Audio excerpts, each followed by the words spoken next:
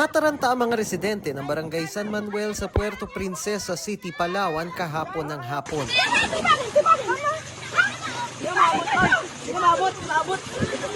Pinagtutulungan nilang makuha ang isang batang na-trap sa loob ng concrete culvert o lagusan ng tubig.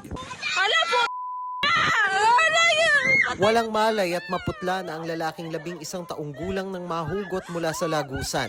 Ilang minuto siyang binigyan ng chest compressions habang naghihintay ng ambulansya pero wala pa ring malay.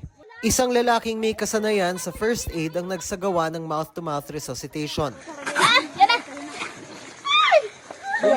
Nagbigay po tayo ng mouth-to-mouth doon. 2 beses, subalit hindi siya nag-response. Medyo kinabahan ako ng konti, pero tinitiyak ko na maging positive tayo. Sa kabutihang palad, nagising ang biktima.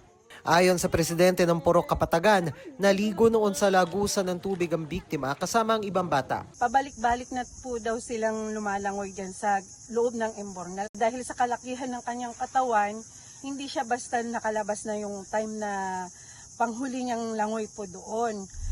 Mabuti raw at may nakapansin sa pangyayari kaya agad nakahingi ng tulong sa iba pang residente. Dinala sa ospital ang bata. Ayon sa kanyang ina, nakakausap na ang bata pero patuloy na inoobserbahan. Yung iniinda niya lang yung dibdib niya, masakit, yung likod niya. Kagabi, nahirapan siya magingay kaya sakit yung dibdib niya. Tinag-spray po siya, may tubig daw po yung baga niya.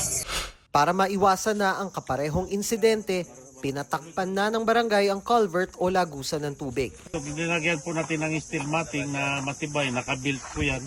Hindi na makukuha yan, nakapako o nakakoncrete nila. Hindi na po yan mapapasukan ng mga bata.